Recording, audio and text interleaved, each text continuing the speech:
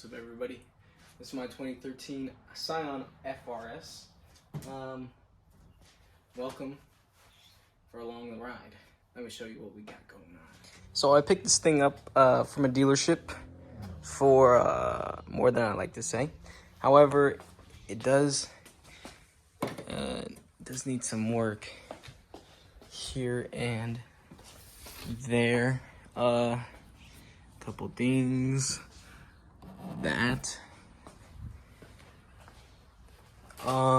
But among the bigger misnomers we got going on is no fender wall lining. No fender wall lining. No turn signals. Also, no bulbs attached to my running lights.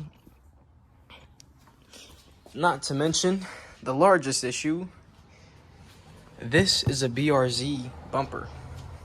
However, I assure you, this is in fact a Scion FRS.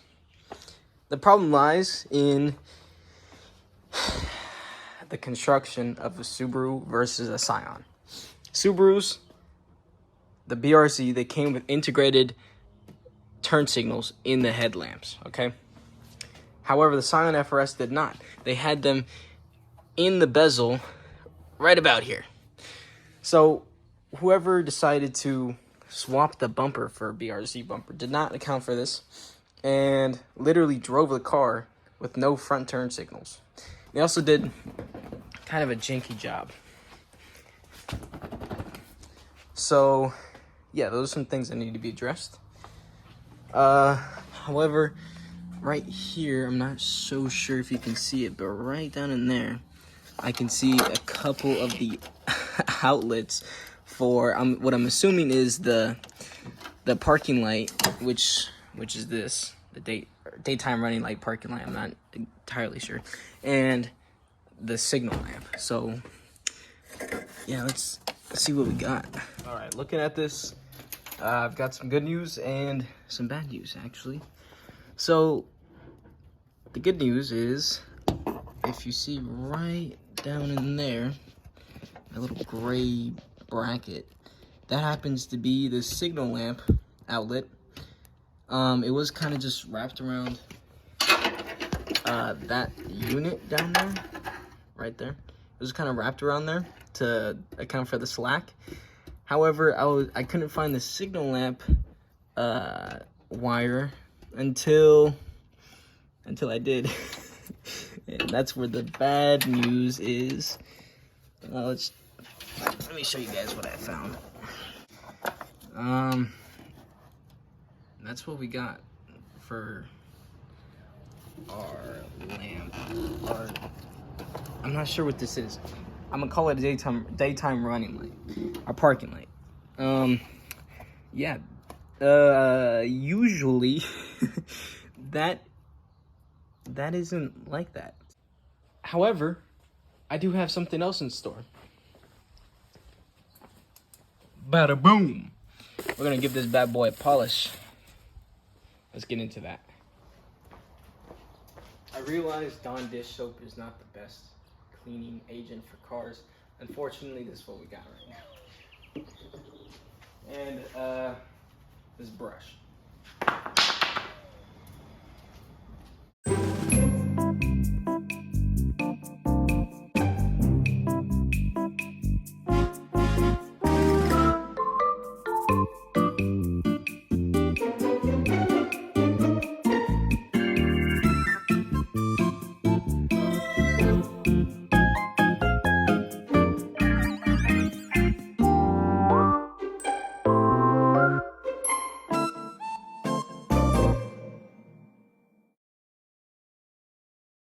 All right, she's all cleaned up. Time to pull her back in the garage and do some polishing work. All right, so this is what we got going on. We got some plastic trim restorer.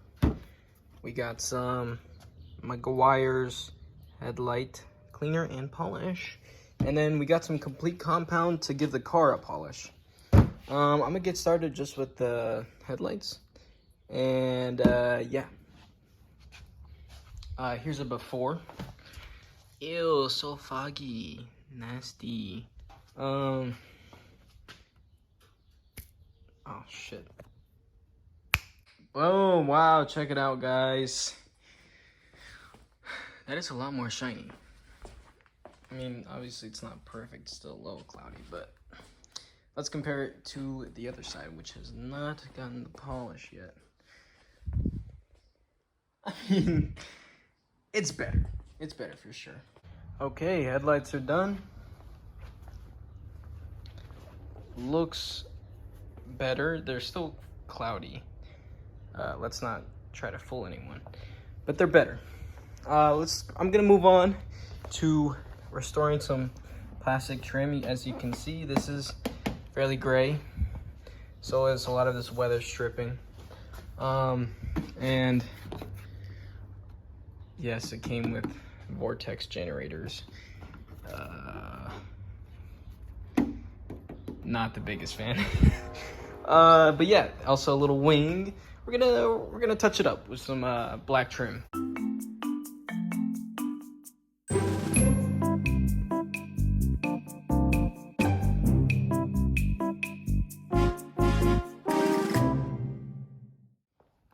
Okay, this product is definitely a lot more of a noticeable difference. Here we have some trim restored, and over there is unrestored trim. Wow, lame. Let's continue.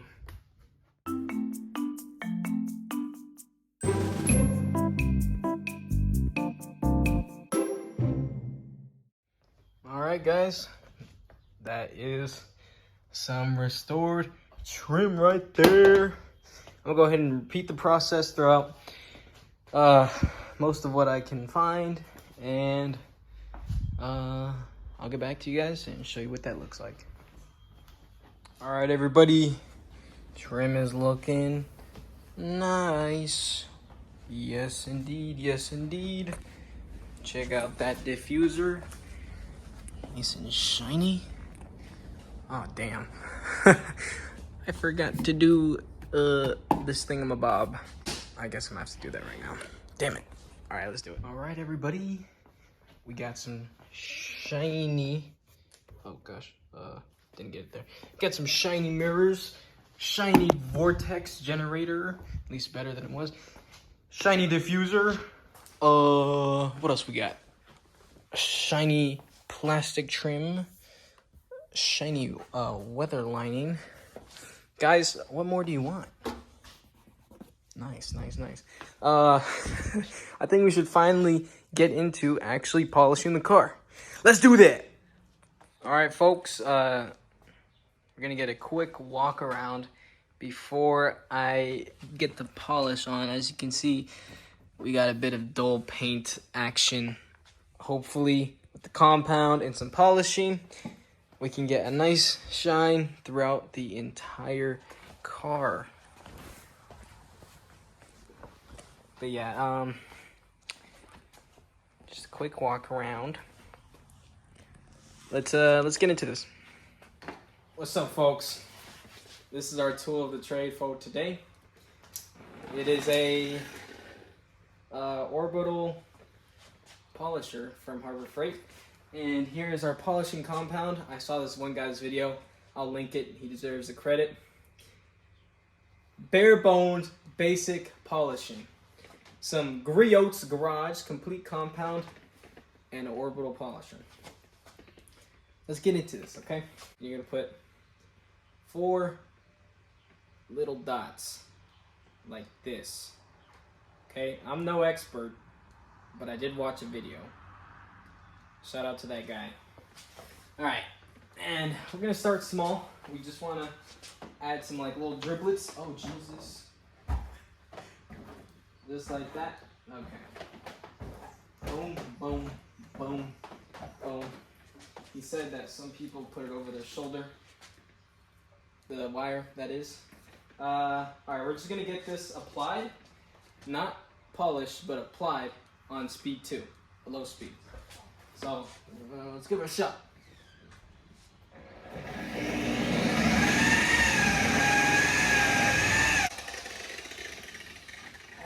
why is it squirting everywhere? There's like little driblets that just went everywhere.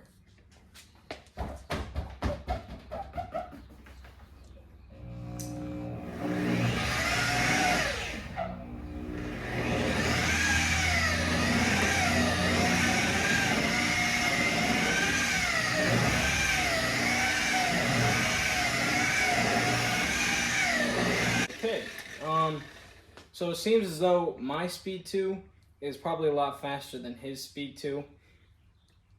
There's some discrepancy here. It'll be all right. So after the base is applied on speed 2, he says go 4 to 5 passes in the area that you polished at a higher speed.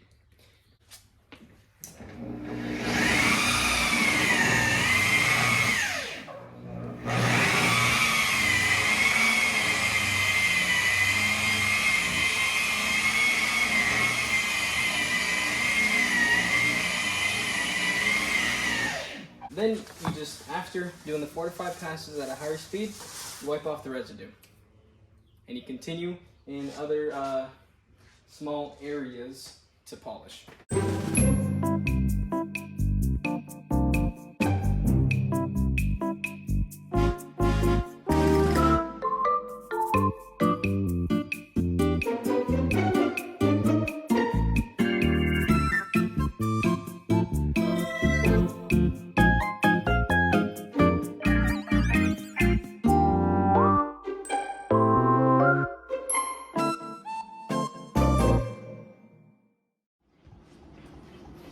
I'm not sure if this is a testament to how much of a noob I am, or if something's actually wrong with the machine, but I do find like I'm trying to fight this thing for it to not like get away from me.